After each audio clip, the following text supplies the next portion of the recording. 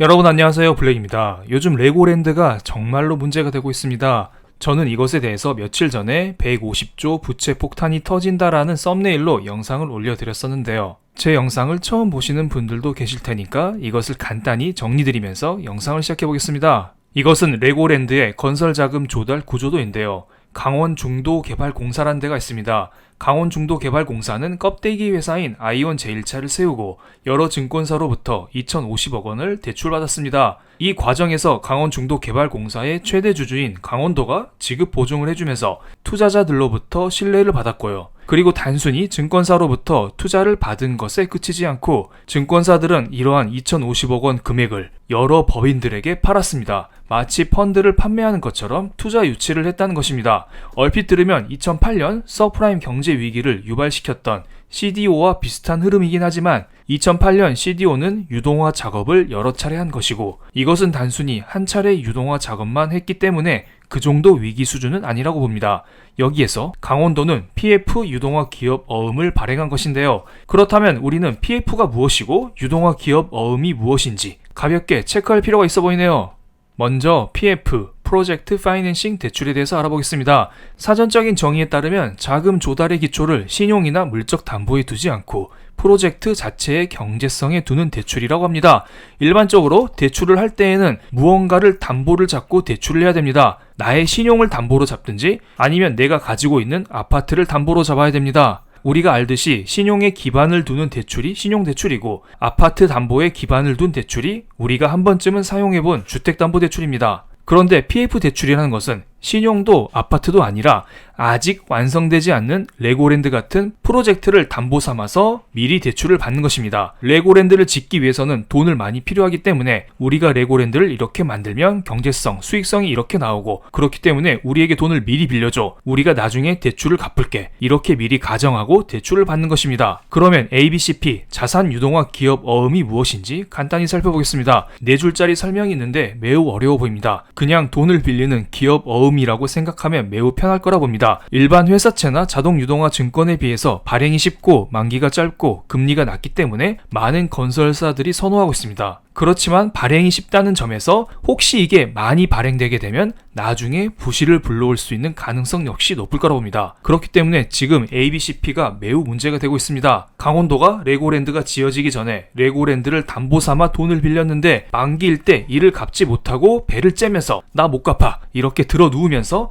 국내 채권 시장이 일제히 혼돈에 빠졌다고 보시면 됩니다. 채권은 신뢰가 생명인데요. 강원도 정도 되는 곳에서 누워버리니 투자자들 입장에서는 다른 중소기업, 카드사, 캐피탈사 이런 곳에는 당연히 투자를 하지 않겠죠. 특히 이런 곳은 좀비 기업들이 많아서 투자자가 없다면 생명을 유지할 수 없는 곳이 많기 때문에 더더욱 문제가 커지고 있습니다. 그리고 여기에 저축은행들도 요즘에 매우 힘든 상황입니다. 지난 영상에서 저축은행의 문제점에 대해서는 간단히 정리드렸으니 오른쪽 위에 표시된 저축은행 문제에 대해서는 오른쪽 위에 표기된 링크를 클릭해 주시면 감사드리겠습니다. 그리고 저축은행은 11년 전인 2011년도에 연쇄 부도가 났었던 적이 있었죠. 시계를 11년 전으로 잠깐 돌려보겠습니다. 11년 전 이때 당시에는 부동산 경기가 매우 좋았습니다. 정확히 말씀드리면 2008년 이전까지는 부동산 경기가 매우 좋았습니다. 그러다가 2008년 서프라임 경제 위기, 2011년 유럽발 재정 위기를 만나면서 국내 부동산 경기 침체가 찾아왔고 부동산 PF 대출 규모가 큰 저축은행 업계는 부실에 빠졌었던 기억이 납니다.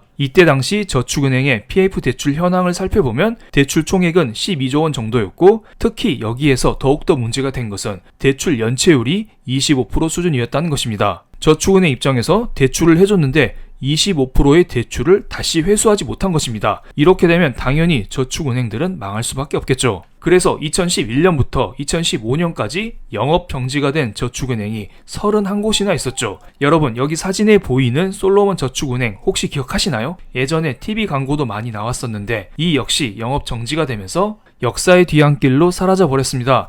그럼 지금 상황이라고 달라질 게 있을까요? 지난 몇 년간 부동산 폭등장이 있었고 지금은 부동산 침체기에 접어든 지 꽤 됐습니다. 그러면서 이러한 부동산을 담보 삼아 대출을 실행했었던 상품들이 많이 힘들어하는 중입니다. 그러니까 부동산 가격이 고공행진할 때에는 대출을 많이 해도 상관없습니다. 어차피 부동산 가격이 오르면 대출 이상으로 수익을 거둘 수 있기 때문에 그 부동산을 팔아서 대출을 다 갚아버리면 되잖아요. 그런데 지금 같은 부동산 하락장에서는 문제가 되는 것입니다. 그래서 최근에 부정적인 기사가 계속 나오고 있습니다. 금융권의 전체 PF 대출 잔액은 지난 6월 기준으로 112조 원이고 PF 유동화 증권 등을 합치면 150조 원대에 달하는 것으로 추산된다고 합니다. 150조 원의 대출이라 생각만 할수록 끔찍하죠. 금방 뭔가 위기가 터질 것만 같아 보입니다. 그리고 증권사와 건설사가 보증한 단기 PF 유동화 증권 만기 도래 현황을 살펴보겠습니다. 내년 상반기에 돌아오는 회사채 만기 규모가 54조 원 정도라고 합니다. 그래서 현재 중소형 증권사와 건설사의 부도설이 모락모락 피어나오고 있습니다. 특히 증권사들은 만기 PF 채권을 담보로 자산 유동화 증권을 발행해 왔는데 최근에 차안이 어려워지자 직접 떠안는 사례가 많아졌습니다. 예를 들어 한국투자증권은 10월 19일 만기가 도래한 400억 규모의 ABCP를 전액 매입했다고 합니다. 전라북도 완주군이 지급 보증했지만 투자자들이 차안을 거부하고 자금을 회수했기 때문입니다. 대형 증권사는 이런 게 가능합니다. 너네 망했어? 일단 우리가 대출을 다 떠안을게. 나중에 돌려줘. 그런데 중소형 증권사는 돈이 없죠. 이런 게 터지면 바로 망하는 겁니다. 투자자들이 당장 돈을 돌려달라고 하는데 어디에서 이 돈을 구할까요? 그리고 금융업종별 아파트 외 PF 대출 비중을 살펴보겠습니다. 저축은행, 여신전문회사, 보험, 증권사들의 PF 대출 비중을 보면 2010년도 대비 2022년도에 그 비중이 매우 높아진 것을 알 수 있습니다. 그런데 맨 왼쪽에 있는 은행을 살펴볼까요? 은행 같은 경우는 2010년 말에 PF 대출 비중이 41.5%였는데 현재는 31.3%로 매우 줄어든 상황입니다. 그러니까 은행 같은 경우에는 위험 상품인 PF 대출의 노출 비중이 매우 적습니다. 그렇지만 은행을 제외한 다른 금융업종들은 PF 대출에 매우 많이 노출되어 있기 때문에 상태가 좋지 않다, 이렇게 설명을 드릴 수가 있습니다. 그런데 여기에서 대출 비중만 가지고는 알 수가 없다. 정확한 금액을 원하는 분들이 계실 거라 봅니다. 그래서 제가 자료를 하나 더 찾아왔습니다. 은행과 비은행권의 부동산 PF 잔액 추이를 살펴봤습니다. 2008년부터 2022년 6월까지의 자료를 정리한 것이고요. 회색 막대 그래프가 은행권의 PF 대출 잔액 추이, 하늘색 막대 그래프는 비은행권의 PF 잔액 추이를 나타낸 것입니다. 회색 막대 그래프인 은행 같은 경우에는 2008년에서 2013년으로 갈 때 은행의 PF 대출 규모는 오히려 줄어들었습니다. 그리고 나서 소폭 증가하긴 했지만 완만한 증가세, 즉 거의 변동이 없었다고 봐도 무방할 거라 봅니다. 하지만 비은행권은 상황이 다릅니다. 2008년도 비은행권의 PF 잔액 추이는 24조 원 규모였고요.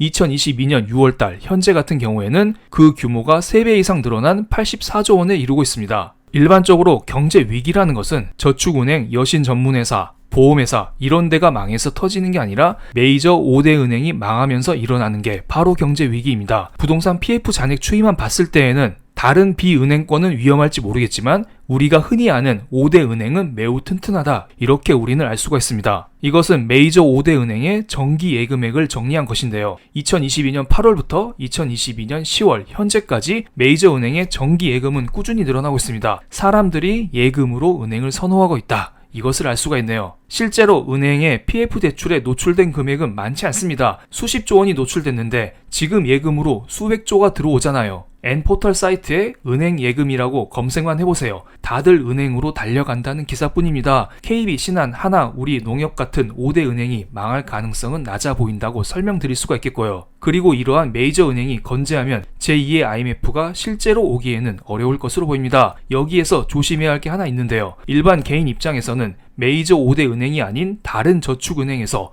금리를 1% 정도 더 쳐준다고 그쪽으로 달려가면 절대 안 됩니다. 그러다가 저축은행이 망해버리면 내 돈을 찾는데 시간이 조금 오래 걸릴 수가 있습니다. 하지만 이것은 사회적으로는 여전히 큰 문제입니다. 은행은 멀쩡하지만 다른 중소형 증권, 건설사는 도산 위기에 처할 수가 있거든요. 뭐 하나가 망해도 지금은 전혀 이상할 게 없는 상황입니다. 그리고 역대급 재개발 프로젝트인 둔촌주공도 PF 차원에 실패했다는 소식이 들려오고 있죠. 금리가 오르고 부동산 경기가 별로인데다 레고랜드 사태가 터지니 투자할 사람이 없는 것입니다. 지금은 시공사인 건설사가 다 떠안을 수밖에 없는 상황입니다. 그런데 이러한 대기업 건설사들은 그나마 떠안을 수가 있습니다. 하지만 중소형 건설, 중소형 증권사가 엮여있는 경우에는 이러한 재개발 프로젝트를 진행하기가 매우 어렵겠죠. 돈이 없는데 어떻게 진행하나요? 그래서 지난 주말 일요일에 우리나라의 대표 금융인들이 모였습니다. 경제부 총리에서 하는 총리까지 이르기까지 금융 전문가 5분이 모여서 긴급 회의를 열었는데요. 그 결과 이러한 대책을 내놨습니다. 정부는 자금 시장 불안에 유동성 공급 프로그램을 가동했습니다. 세부 항목은 여러 가지가 많습니다만 몇 가지만 소개시켜드리겠습니다. 먼저 체한펀드를 가동시켰습니다. 체한펀드를 통해서 회사채, 여전채 등 투자 등급이 높은 채권을 사준다는 것입니다. 하지만 여기에는 A등급 이하의 채권을 매수하진 않습니다. 그러니까 중소기업이 발행한 채권은 여전히 문제가 될 수 있다. 이들에게는 부도가 나도 이상할 게 없다. 이러한 것을 알 수가 있습니다. 그러니까 B등급, C등급 이러한 회사채까지는 사줄 수가 없는 것입니다. 이것까지 다 사주면 정말 문제가 커져요. 좀비 기업들을 어거지로 끌고 가면서 겨우겨우 연명을 시켜주는 것이기 때문이죠. 그리고 정부의 다른 프로그램을 보면 기존의 산업은행, 기업은행이 회사채와 CP를 매입하고 있었는데요. 그 규모를 5.5조에서 10조 원으로 확대시켰고요. 그리고 회사채 매입 같은 경우에는 금융회사가 제외됐었는데 이번에 증권사들의 문제가 터졌기 때문에 금융회사의 발행 CP도 매입 대상에 포함시켰다고 합니다. 그리고 여러 가지 대책들이 많이 나왔으니까 관심 있으신 분들은 멈춤 눌러주시고 한번 읽어봐 주시면 감사드리겠습니다. 이렇게 주말 동안 정부에서 강력한 대책이 발표되니 봉차트로 표시된 한국의 10년물 국채금리, 선으로 표시된 한국의 3년물 국채금리가 진정되는 모습이 나오고 있습니다.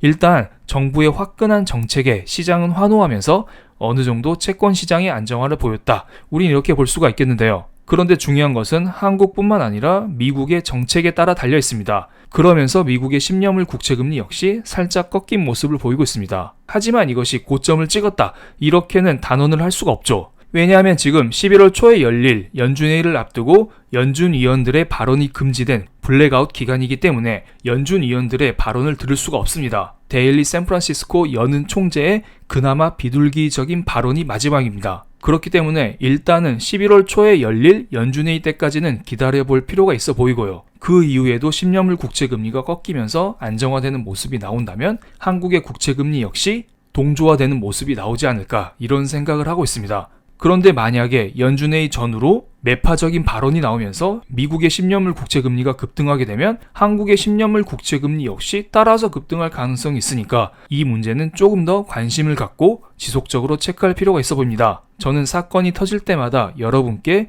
이러한 경제지표, 이러한 사건들을 꾸준히 공유드리겠습니다. 제 영상이 마음에 드셨다면 구독과 좋아요, 알림 설정까지 부탁드리겠습니다. 그럼 오늘 영상 여기서 마치겠습니다. 감사합니다.